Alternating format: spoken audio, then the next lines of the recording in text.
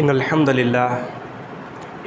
لله نحمده ونستعينه ونستغفره ونعوذ بالله من شرور أنفسنا ومن سيئات أعمالنا من يهده الله فلا مضل له ومن يضلل فلا هادي له ونشهد أن لا إله إلا الله وحده لا شريك له ونشهد أن محمدا عبده ورسوله يا أيها الذين آمنوا اتقوا الله حق تقاته ولا تموتن إلا وأنتم مسلمون يا أيها الناس اتقوا ربكم الذي خلقكم من نفس واحدة وخلق منها زوجها وبث منهما رجالا كثيرا ونساء واتقوا الله الذي تساءلون به والأرحام إن الله كان عليكم رقيبا يا أيها الذين آمنوا اتقوا الله وقولوا قولا سديدا يصلح لكم أعمالكم ويغفر لكم ذنوبكم ومن يطع الله ورسوله فقد فاز فوزا عظيما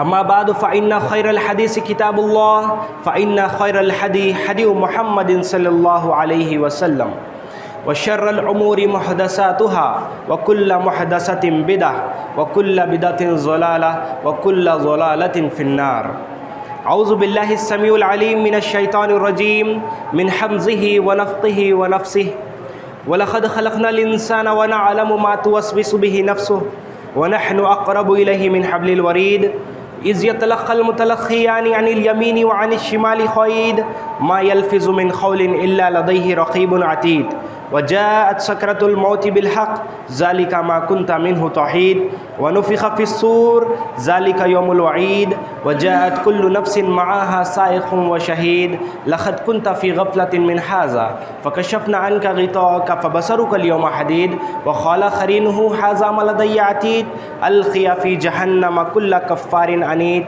مناع للخير المعتد مريب الذي جعل مع الله إلها آخر ألقيه في العذاب الشديد قال قرينه ربنا ما أطغيته ولكن كان في ضلال بعيد قال لا تختصموا لدي وقد قدمت إليكم بالوعيد ما يبدل القول لدي وما أنا بالظلام للعبيد وقال عز وجل ولا تقتلوا أنفسهم إن الله كان عليكم رقيبا. میرے عزیز سامعین محترم، میں نے ابھی خطبہ مسنونہ کے بعد سورہ نساء کی ایک آیت آپ کے روبرو تلاوت کی ہے، جس میں اللہ سبحانہ و تعالیٰ فرماتے ہیں بندوں سے مخاطب ہو کر وَلَا تَقْتُلُوا أَنفُسَهُمْ، اے میرے بندوں اپنے آپ کو قتل نہ کرو، میرے بندوں اپنے آپ کو قتل نہ کرو، میں بے شک تمہارے اوپر رحم کرنے والا ہوں. یہ آیت میں نے اسی لیے چنی ہے کہ گزشتہ ایک ہفتے کے اندر ہمارے اس بھارت دیش کے اندر بہت سے خودکشی ہو رہے ہیں. لوگ یہ سمجھ رہے ہیں کہ یہ تو کھیل اور تماشا ہے، جان دے دینا اپنی کھیل اور تماشا یہ سمجھ رہے ہیں. جیسا کہ چند گزشتہ دنوں پہلے ایک لڑکی خودکشی کر لی، اس کا دیکھ کر دوسرے اسٹیٹ میں، دوسرا دیکھ کر دوسرے اسٹیٹ میں، ایسا مسلسل مسلمان بھائی بھی اور غیر مسلمان بھائی بھی یہ سمجھ بیٹھے ہیں کہ یہ مذاق ہے، یہ کوئی کھیل اور تماشا ہے جو لائیو فیس بک واٹس ایپ اس پہ ڈال کر خودکشی کر رہے ہیں. کیوں؟ مرنے کے بعد بھی لوگ اسے جان لے. نبی کریم صلی اللہ علیہ وسلم نے فرمایا کہ جان بہت، انسان کی سب سے زیادہ دنیا میں کوئی چیز قیمتی ہے تو وہ جان ہے، انسان کی جان سب سے زیادہ قیمتی ہے. اللہ سبحانہ و تعالیٰ قرآن میں فرماتے ہیں حرمت علیکم المیتۃ والدم ولحم الخنزیر، تمہارے لیے حرام کر دیا گیا ہے مردار خون، مردار جانور اور خنزیر کا گوشت حرام کر دیا گیا ہے. لیکن اسی سلسلے میں اگر سے آپ آیت دیکھیں گے نیچے جا کر، یہ سورہ بقرہ میں، سورہ مائدہ میں، سورہ انعام میں، بہت سے قرآن میں 3-4 مقامات پر یہی آیت ہے. اگر جا کر آپ دیکھیں گے تو اللہ سبحانہ و تعالیٰ نے یہ فرمایا کہ اگر سے آپ کی جان جانے کے لیے ہے، آپ کو کھانے کے لیے کچھ بھی نہیں ہے، جان جا رہی ہے آپ کی، تو اس مقدار کے اتنا آپ کھا سکتے ہیں. مردار آپ کے سامنے اگر سے ہے تو اس مقدار کے اتنا کھا سکتے ہیں جتنا آپ کی جان بچ سکتی ہے. مردار کھا سکتے ہیں، اس شخص کے لیے حلال ہے جس شخص کے لیے اگر سے وہ جان مرنے والا ہو، بھوک کی شدت سے مرنے والا ہو، اس کے سامنے خنزیر ہے. یہ قرآن میں اللہ سبحانہ و تعالیٰ نے ہمیں بتایا ہے. کہ خنزیر بھی کھا سکتے ہیں اس مجبوری کی حالت میں جس مجبوری میں ہمارے انسان کی جان جا سکتی ہے۔ تو جان کی اتنی بہترین، اتنی زیادہ اہمیت ہے اللہ سبحانہ و تعالیٰ کے نزدیک۔ تو یہ جان کو محترم ٹھہرانا ہماری ذمہ داری ہے۔ یہ جتنے بھی اگر سے لوگ دنیا میں ہیں، دنیا میں جتنے بھی لوگ ہیں، یہ اللہ کا شکر ادا نہیں کرتے، جتنے بھی اللہ نعمتیں دیتے شکر ادا نہیں کرتے، اسی لیے بے چین پریشان ہوتے ہیں، اسی لیے خودکشی کر لیتے ہیں۔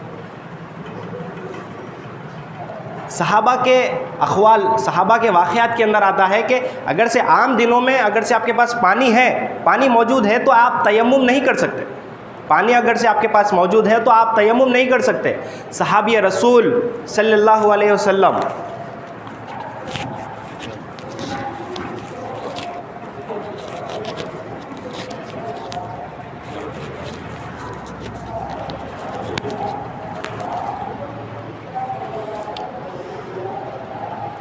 صحابی رسول نبی کریم صلی اللہ علیہ وسلم کے ایک صحابی جن کا نام تھا عمر بن عاص رضی اللہ تعالیٰ عنہ، وہ ایک مرتبہ نبی کریم صلی اللہ علیہ وسلم روم کی طرف ان کو دین کی دعوت دینے کے لیے بھیجے۔ وہ سارے کے سارے صحابیوں کو لے کر دین کی دعوت دینے کے لیے وہاں پہ روم تک دعوت دینے کے لیے پہنچے۔ جب دیکھتے ہیں کہ رات کا وقت ہو گیا، وہ سارے کے سارے لوگ سو گئے، عمر بن عاص رضی اللہ تعالیٰ عنہ بھی سو گئے۔ جب عمر بن عاص رضی اللہ تعالیٰ عنہ جب فجر کی نماز کے لیے اٹھتے ہیں تو دیکھتے ہیں کہ وہ رات میں احتلام ہو گیا، ان کو رات میں احتلام ہو گیا۔ تو دیکھتے ہیں، تعجب ہوتے ہیں کہ اتنی سرد والی رات میں اگر سے میں وضو کروں گا تو میری جان بھی جا سکتی ہے۔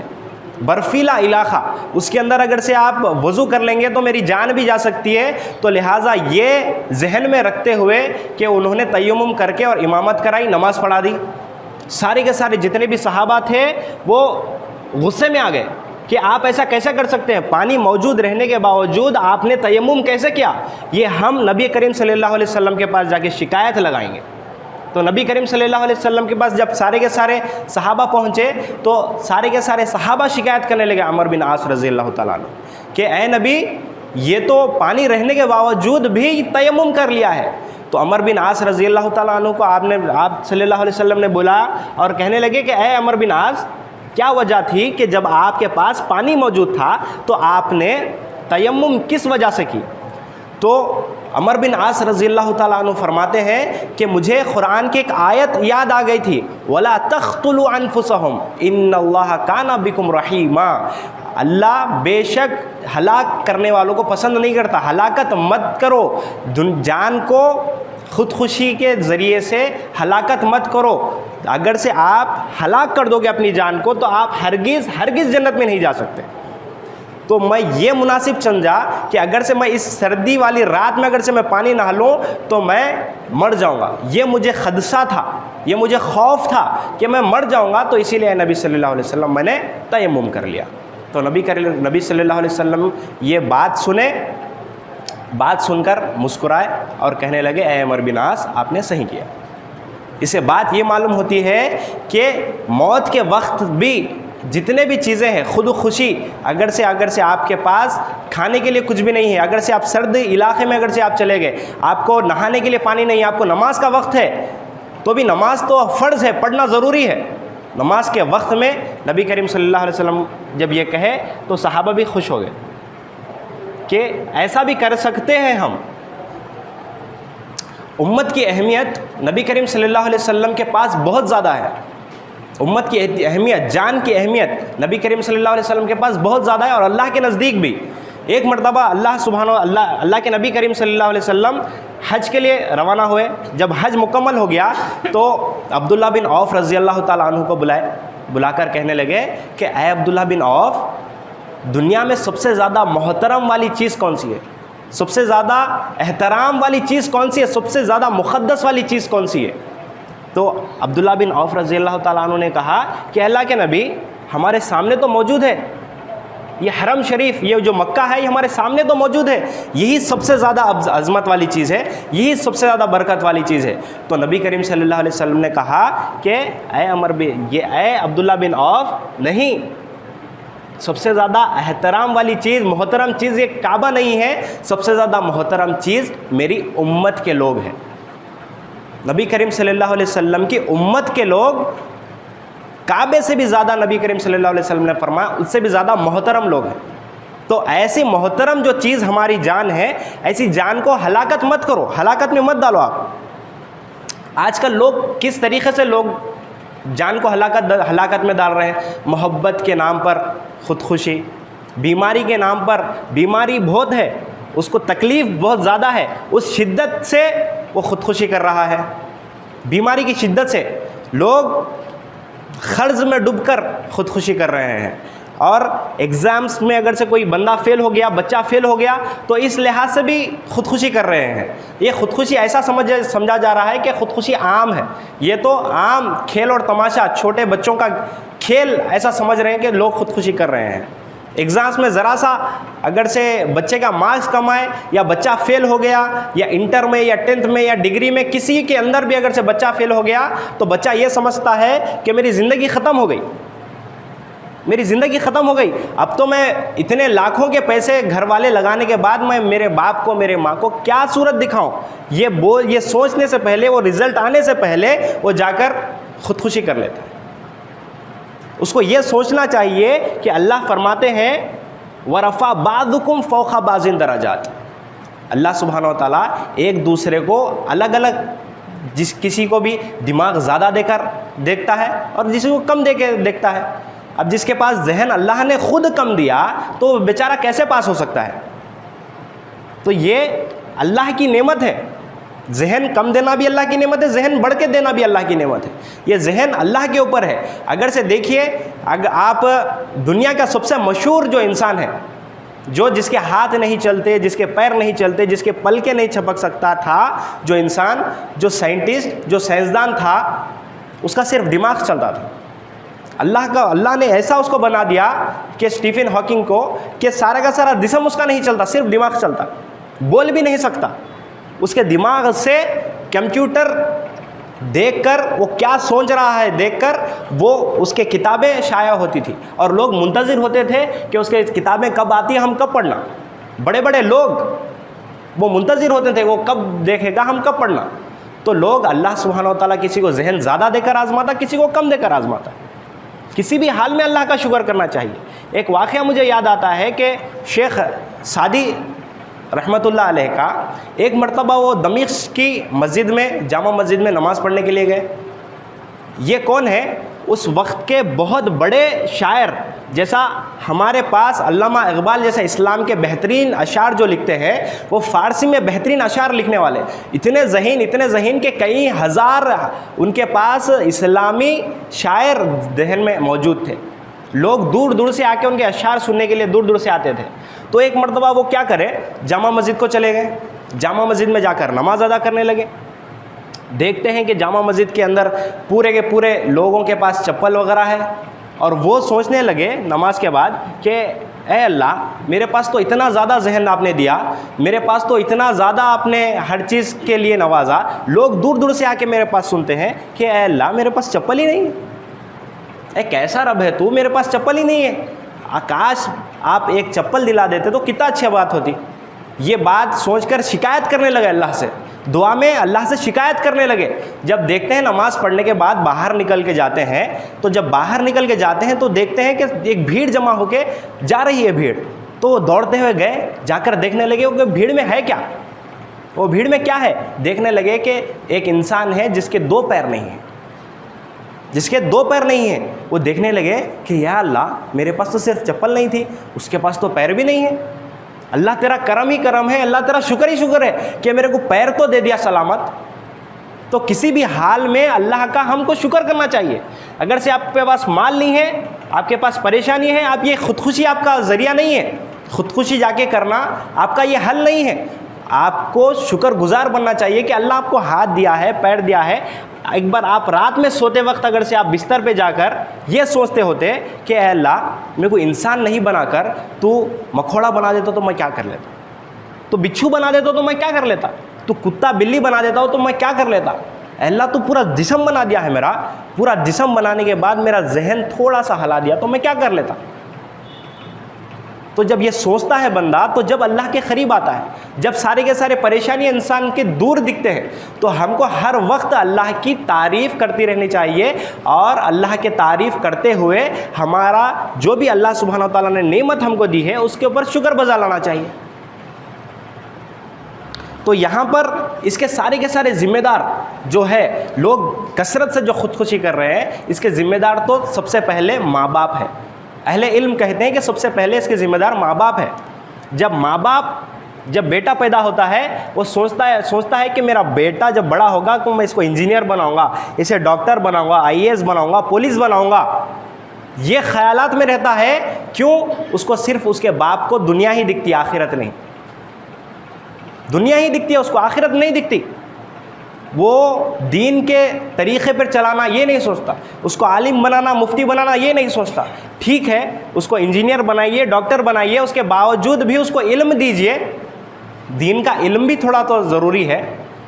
ہزاروں لاکھوں فیسیں آپ اسکولس اور کالجز میں لگا دیتے ہیں، تھوڑا سا چند پیسہ اگر سے آپ خرچ کر کے اس کو دین کی تعلیم سکھا دیجئے۔ اگر سے وہ انجینئر بن گیا، کچھ بھی بن گیا، تو اس کو یہ ذہن میں تو ہونا چاہیے کہ یہ اگر سے یہ کیا صحیح ہے اور کیا غلط ہے، خودکشی کرنا صحیح ہے یا غلط ہے۔ کھیل اور تماشا تو تھوڑی نہ ہے خودکشی کرنا۔ یہ اللہ سبحانہ و تعالیٰ ہمیں اس نعمت سے ہم ہر چیز سکھاتا ہے۔ ایک مرتبہ عثمان رضی اللہ تعالیٰ عنہ کے مرتبے میں، اور ایسے بہت سے واقعات ہیں کہ نبی کریم صلی اللہ علیہ وسلم کے زمانے میں اسامہ بن زید رضی اللہ تعالیٰ عنہ کو جنگ تبوک کے لیے جب تھے، جنگ تبوک کے اندر اسامہ بن زید رضی اللہ تعالیٰ عنہ ایک کافر کے سامنے مڑ بھیڑ ہو گئی، کافر سامنے آ گیا۔ کافر جب سامنے آ گیا تو میں آپ کو یہ بات بتا رہا ہوں کہ انسان خودکشی کرے تو کتنا زیادہ بڑا گناہ ہے، انسان دوسرے کو قتل کرے تو کتنا زیادہ گناہ ہے۔ اس لیے یہ واقعہ آپ کے سامنے پیش کر رہا ہوں کہ اسامہ بن زید رضی اللہ تعالیٰ عنہ کو نبی کریم صلی اللہ علیہ وسلم نے بھیجا جنگ کے لیے۔ اسامہ بن زید رضی اللہ تعالیٰ عنہ کو کافر کے سامنے مڑ بھیڑ ہوئی۔ جب ہوئی مڑ بھیڑ تو سامنے دیکھتے ہیں کہ کافر تلوار کے زد میں آ گیا، تلوار اسامہ بن زید رضی اللہ تعالیٰ عنہ کے ہاتھ میں، کافر سامنے آ گیا۔ جب بھی وہ کافر بولتا ہے کہ میں نبی کریم صلی اللہ علیہ وسلم کا ایمان لایا، اس کے رب کے اوپر ایمان لایا، لا الہ الا اللہ محمد رسول اللہ، جب کلمہ پڑھتا ہے تو اسامہ بن زید رضی اللہ تعالیٰ عنہ اور شدید غصہ آتا ہے کہ جب میرے ہاتھ میں تلوار ہے، اس کے باوجود دیکھنے کے بعد تو ڈر کے کلمہ پڑھا، تو مسلمان ہو ہی نہیں سکتا، بلکہ گردن نکال۔ اور ان کے دل میں یہ ملال تھا کہ میں صحیح کیا ہوں یا غلط کیا ہوں، یا صحیح کیا ہوں یا غلط کیا ہوں۔ وہ نبی کریم صلی اللہ علیہ وسلم کے پاس گئے، جا کے کہنے لگے کہ اللہ کے نبی، جنگ کے دوران میرے سامنے ایسا ایسا واقعہ ہوا، تو میں اس کافر نے کہا کہ لا الہ الا اللہ محمد رسول اللہ، میں اللہ کے علاوہ کوئی معبود نہیں ہے، محمد صلی اللہ علیہ وسلم آخری نبی ہے، میں یقین کرتا ہوں بولنے کے باوجود بھی میں اس کو قتل کروں۔ کہ اللہ کے نبی، کیا میں نے صحیح کیا؟ اللہ کے نبی کریم صلی اللہ علیہ وسلم ٹیکا لے کے بیٹھے ہوئے تھے، فوری اڑ گئے۔ اے اسامہ بن زید، تو نے یہ کتنا بڑا کام کر دیا، اتنا بڑا گناہ کر دیا تو نے، کیا تو نے اس کا دل چیر کر دیکھ لیا تھا؟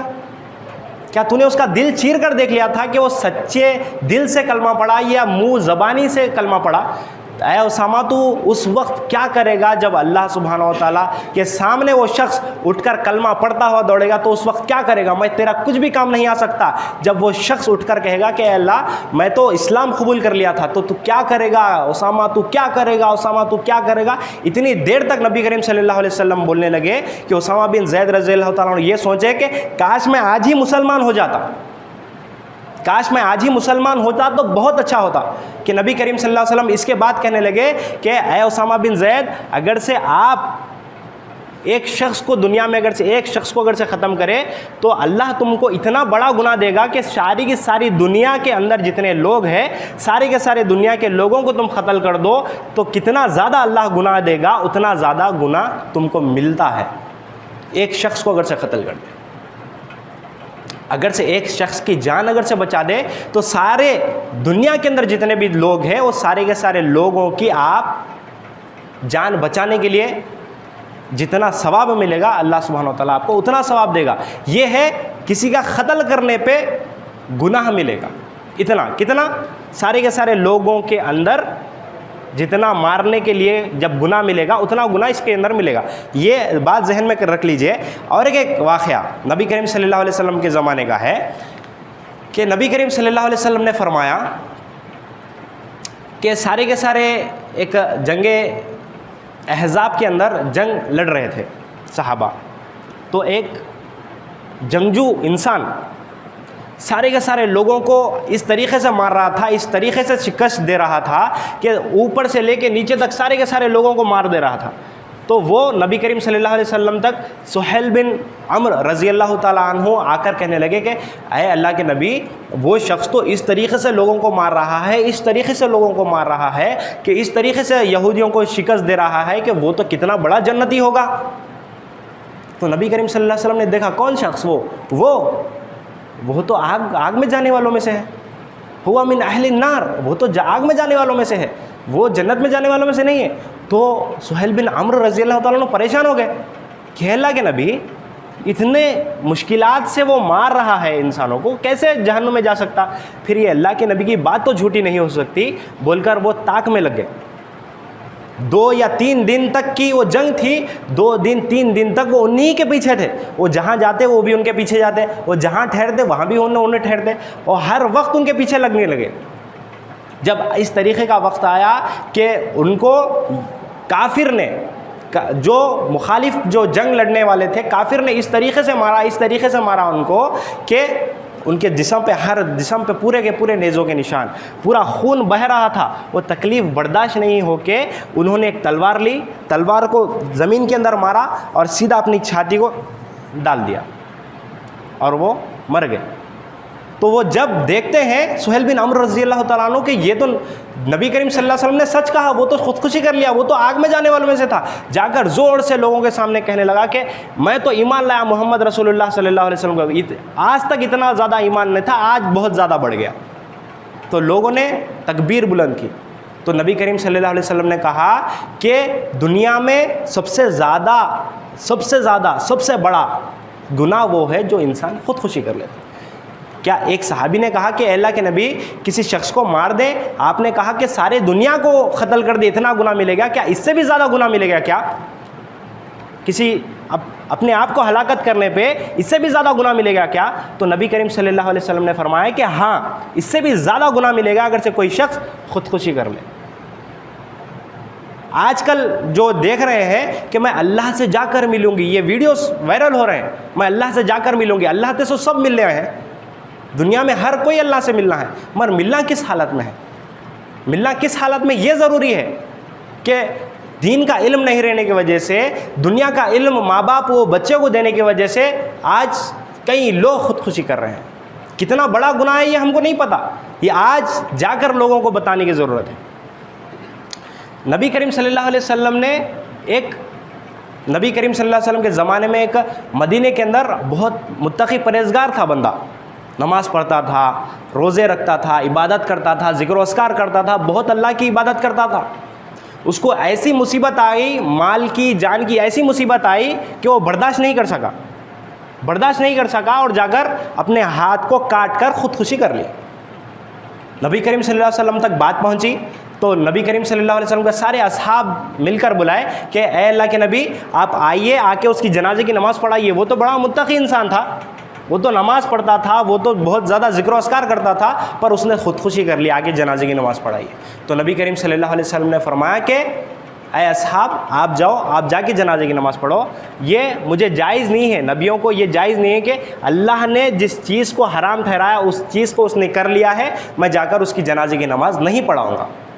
تو نبی کریم صلی اللہ علیہ وسلم نے کہا کہ اس شخص کی جنازے کی نماز میں نہیں پڑھاؤں گا. تو ہم کو یہ سوچنے کی ضرورت ہے کہ کتنا بڑا جرم ہے. اسی طریقے پہ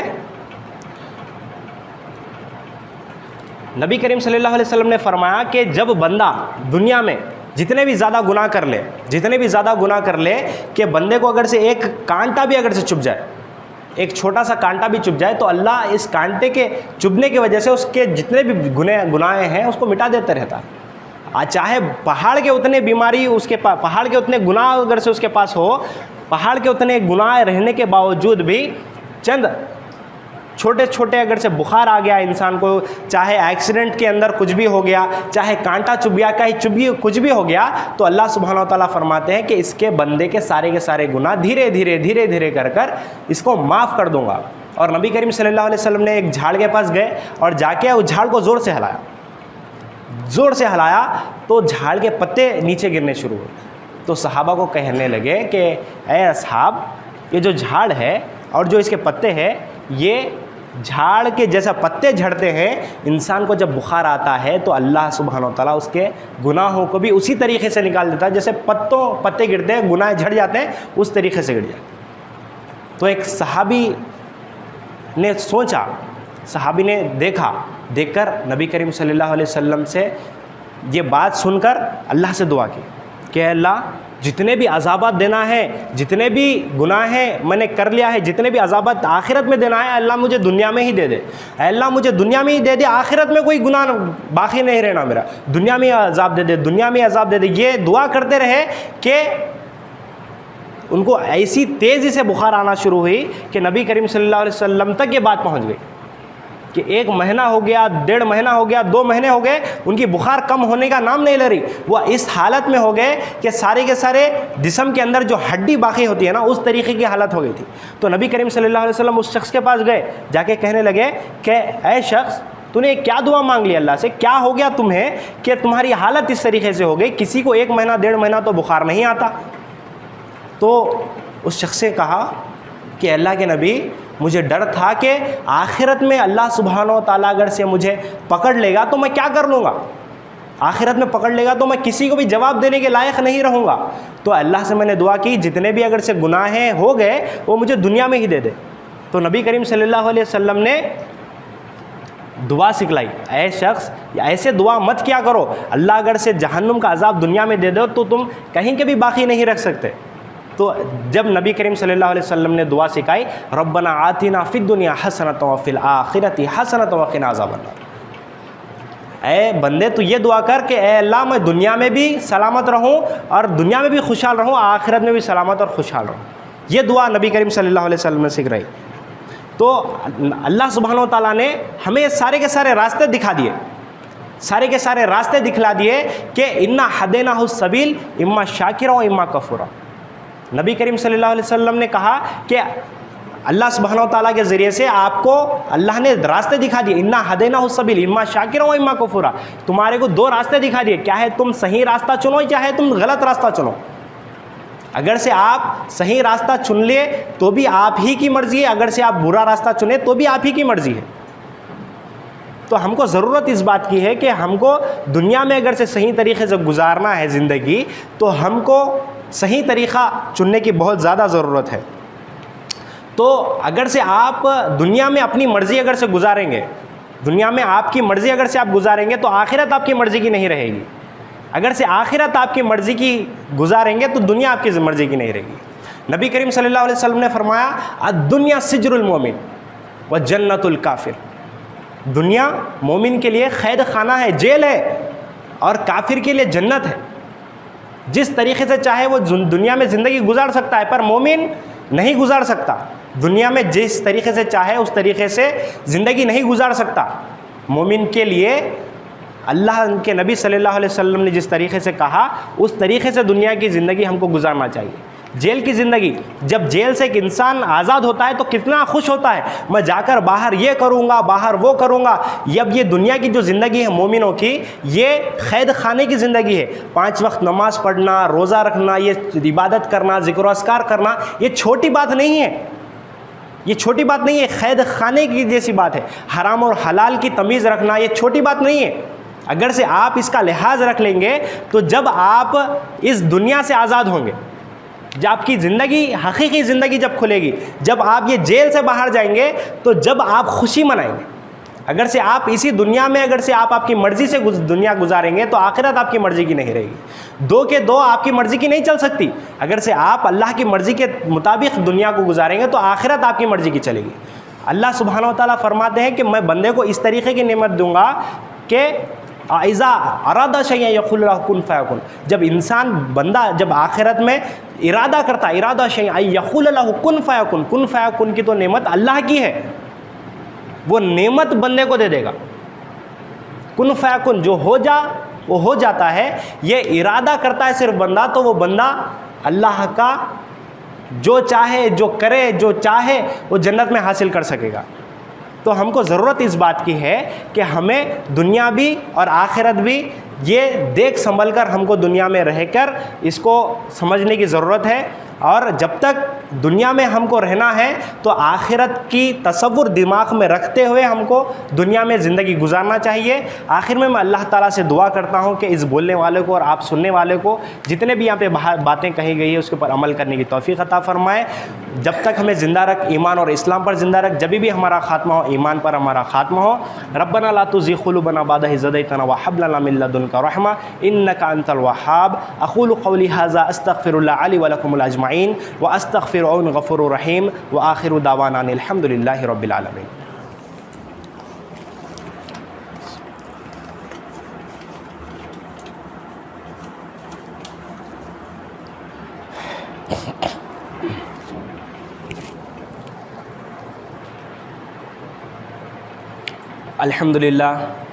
الحمد لله نحمده ونستعينه ونستغفره ونعوذ بالله من شرور أنفسنا ومن سيئات أعمالنا.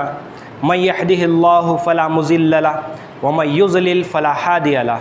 ونشهد أن لا إله إلا الله وحده لا شريك له ونشهد أن محمدا عبده ورسوله الذي أرسل بالحق بشيرا ونذيرا.